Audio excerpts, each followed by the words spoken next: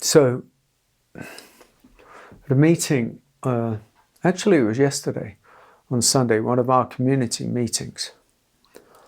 There were quite a few pointers, questions, inquiries, that brought me to realizing a worthwhile video would be to talk about the social consequences of spiritual awakening.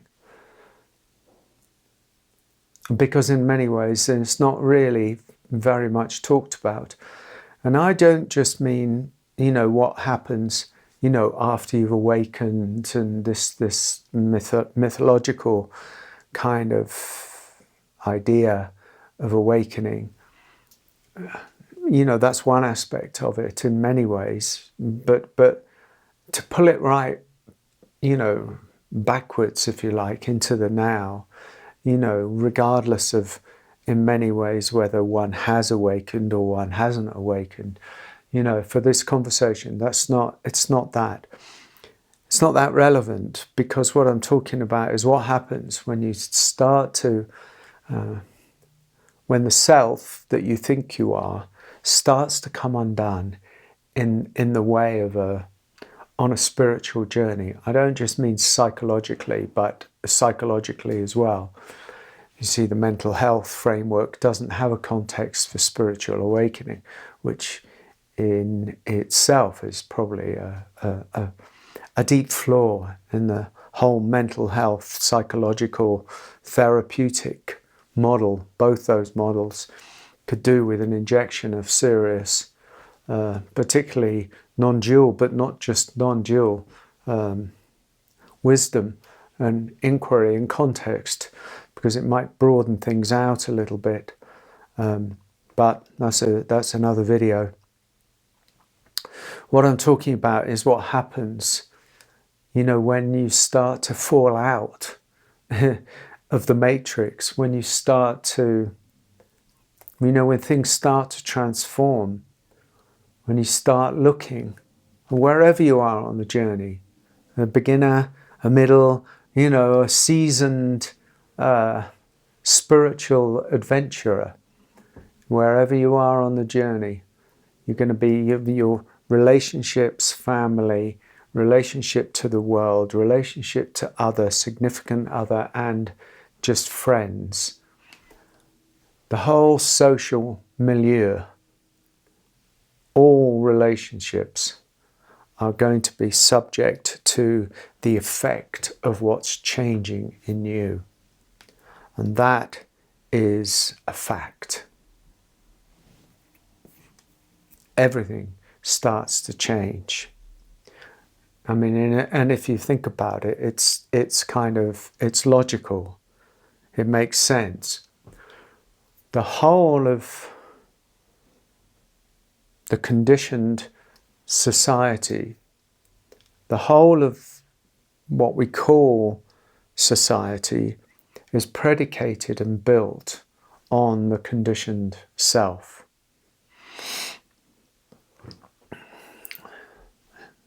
I think that's a fair thing to say. That's not necessarily a value judgment, it's just an observation that there's a compliance on a social level, coherence on the social level, which demands, implores, trains, conditions, squeezes, corrals us into the social contract, I guess, as Rousseau might say. There's a social contract that we engage with, and we engage with it well or badly. We're successful, we're failure, we screw up, we mess up, we're dysfunctional, we hate it, we love it.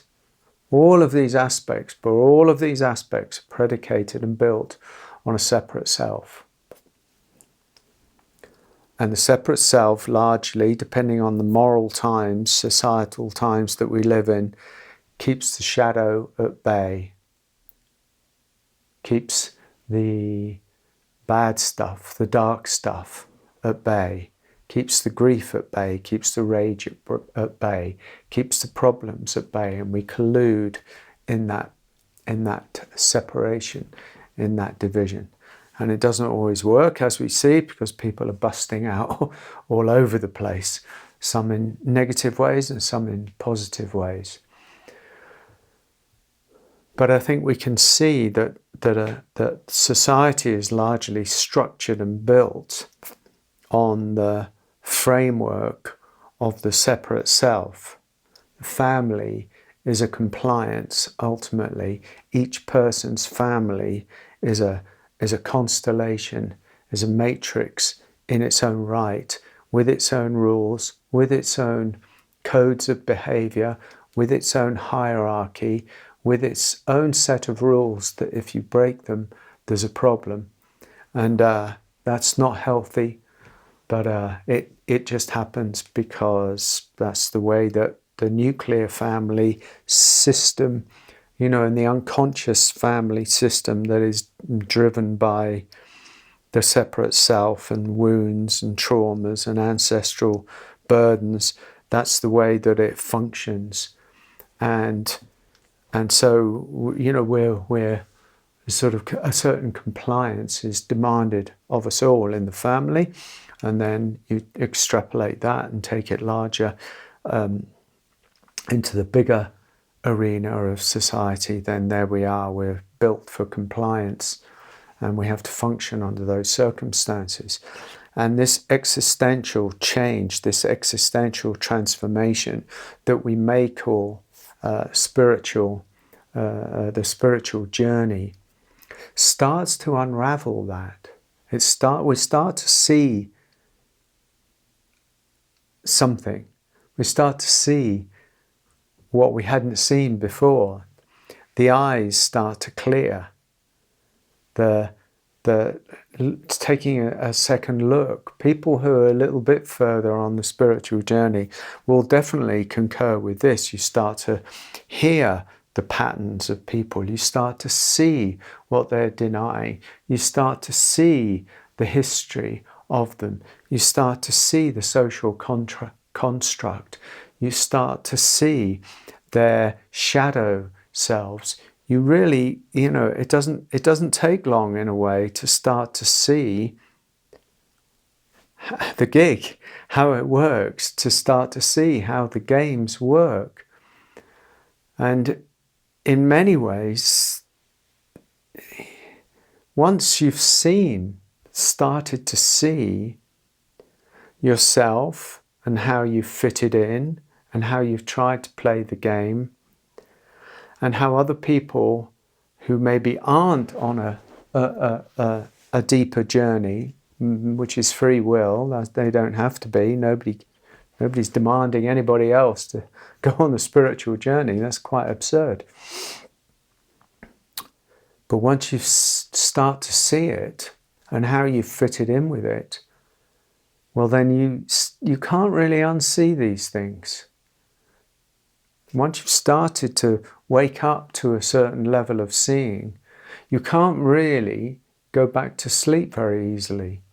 And so you're stuck in a kind of, you know, what can become a limbo or what can become an alienation. How do I relate to my friends as they were if I can't relate from the place that I was relating before? Because I'm changing now and something in me is shifting and I don't even know what it is, and I don't even know how to speak to what is changing in me.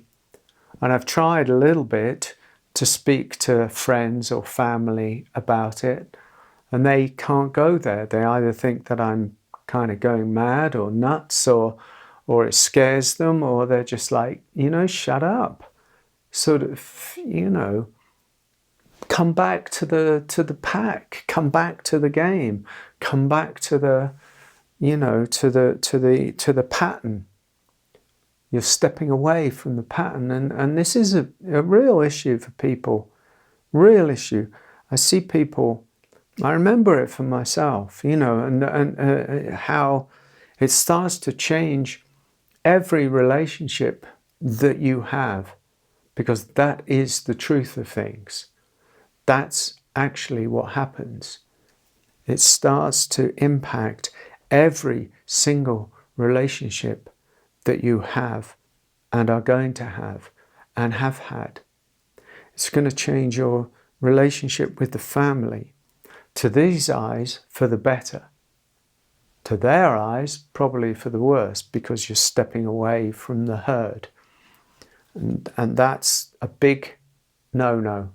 That's a big taboo in the world that we you know, of the matrix, the world of the conditioned collusion, stepping away from the herd and saying, there's something not right about this anymore, is a real big taboo, and it's very frightening and alienating in that respect for all parties. So, but you're stuck with it, right? It's going to change your relationship to your family. It's going to change your relationship to your mother, your father. The whole of the ancestral line is going to be impacted by this deepening. Remember, I'm not talking about what happens when you've awakened, because that just sets up some kind of weird dynamic in your imagination. I'm just talking about what happens when you start to actually look within yourself on a sincere level and see that who am I? Who really am I? How have I been relating to this existence? What is this construct of self? What's the nature of my existence? What's the nature of my relationships? How am I relating? Am I relating authentically? Or am I playing a game? Does it feel like I'm playing a game? In which case, what does that mean if I stop playing the game? All of these questions is all it takes. It's all it takes. And then it's going to start impacting your friendship. If you've got a beloved, if you've got a partner and you've been with them for 1 year, 2 years, 10 years, 20 years, 30 years, and you start to open into a deeper authenticity, and the partner is not on that page because they're not doing that and they're not interested in that sort of thing. So one of you might have been going along like this, and one of you is going to start changing. One of you is going to start, and the other is going to notice, but there's no context for it, and it's a very difficult conversation to have. I'm changing, I'm starting to see through all of the mechanisms of self, and I don't know what that means for my own beingness and how I relate to you and the world. And that's scary, right? There's a lot of fear involved in this whole thing, and it's really understandable. Sometimes some people have a tendency to, and I was guilty of this at first in my younger, more naive days, I'm a bit wiser now, to spiritualize my friends, to think that I'd found something really special. Wow, I found the way, guys, and sort of to start to critique them and foist a kind of naive spirituality and a fundamental spirituality on them. And they were like, get out of here. Who do you think you are? And it was painful. And so, that doesn't work. Foisting your spiritual journey on other people. If you're thinking about trying that, I'll tell you now, don't do that. This is the path of humility and awareness and compassion and understanding. It's got nothing to do with foisting another set of beliefs on people who are already filled up with beliefs. It just doesn't cut. So there you're just left with a kind of solitude or a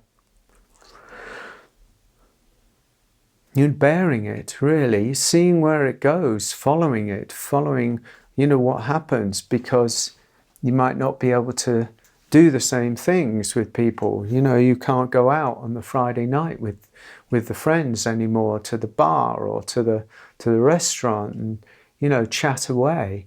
It might be temporary, this feeling of being unable to speak truthfully with anybody, because everybody's talking in a contractual kind of way in the conversations, and you can't do that anymore. Well, you've got a choice. You can either go and just be silent and be cool and, and just be there, or else you can kind of politely, say, well, no, I'm going through something and I need to be with this. And a good friend will understand that, and a good family will understand this. And they won't just judge you accordingly, but you have to seize some of that authority, because it's either that or what? You're kind of fighting against your own deepening. Well, I want to relate to my friends in the old way, but I've completely changed and I see through the games and all of the stuff that was going on. But I still want to relate to them in the old way and get on like I used to, but I can't. Well, you can't have both things, right? You can't have both things. This is why I'm kind of bringing awareness to it at the moment, right now. The social implications, the social repercussions, the social consequences of spiritual awakening are pretty strong. Pretty strong. I lost my friends. I lost them. I couldn't relate anymore to that, to the games. I just couldn't. So, I was an extreme example in a way that it's, and then we came to America, Amoda and I came to America, and really, I'm not sure, I mean, we teach this stuff, this is all we do. So any friendships, so-called friendships that we have to be, friendships with people who are either in this world, this so-called spiritual, existential, exploratory, open world. That's not to say we have spiritual conversations. We don't, but there has to be a kind of different energetic way of being with people. And largely we don't really have friends in that old paradigm kind of way.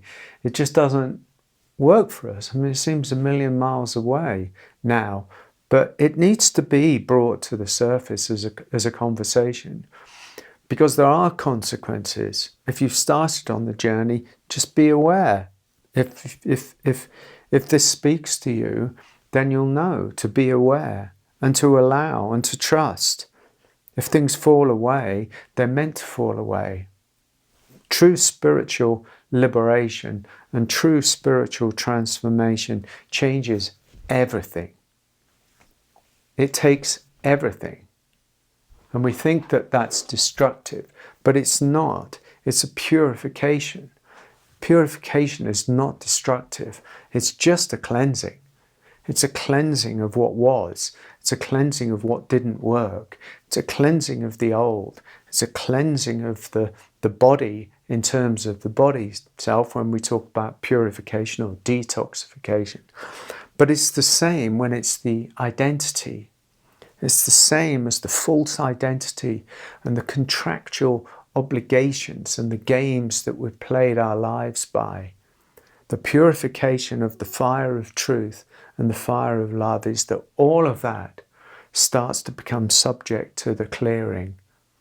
And whatever has been built on those foundations, the foundations of denial, the foundations of the contractual self, well, there you are. They're going to come undone.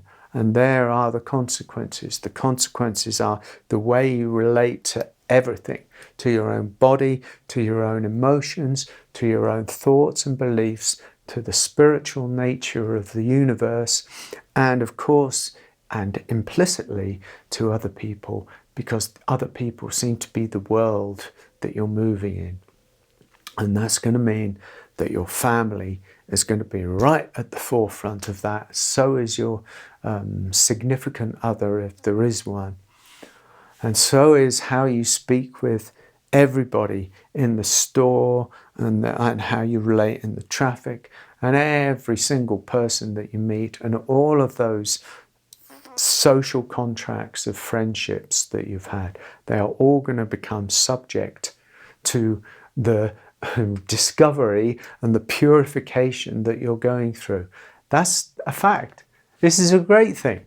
This is a great thing. But when I say it's a great thing, I don't mean it's a great thing like that. I mean, it's a great thing because if you take it seriously and you honor it with a kind of dignity and a persistence, then what is no longer needed for you on your soul's journey through this existence, as this existence, because that's what it ultimately is. That's what the spiritual path, the spiritual journey ultimately is. Then that cleansing, that purification, that revelation is going to take you to where your soul, where your spirit, where your depth needs to go. Honor that. You can't carry two bags in this world once you've discovered the bag of emptiness, or the bag of the deeper self, the bag of truth. You can't carry the bag of truth and the bag of falseness, the bag of authenticity and the bag of lies, the bag of, transparent communication and love with the bag of contractual, obligated,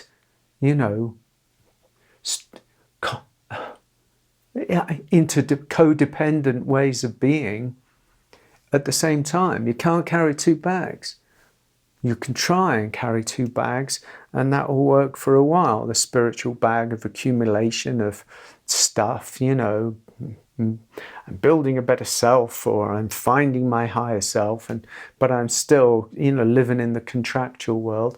That might work for a while, but I'm telling you, if you're serious about the spiritual journey, it won't last. It will not last, and what will happen is you'll get taken deeper.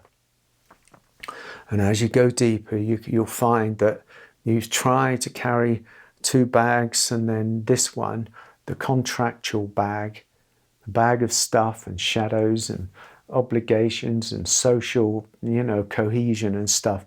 It'll be, I can't carry that bag anymore. It's too exhausting. I have to go down here to the bag of emptiness, to the bag of authenticity, and see what happens. And just see what happens. And, sometimes it'll be ecstatic, and sometimes it'll be, terrifying, and sometimes it'll take you to terrible trouble, and sometimes it'll be terrifying, and sometimes it'll be ecstatic. But that's the way the waking up happens. That's the way the journey unfolds. That is the journey. That is the journey. So this is just, I wanted to keep it short, but I didn't. So here we are. 25 or so minutes.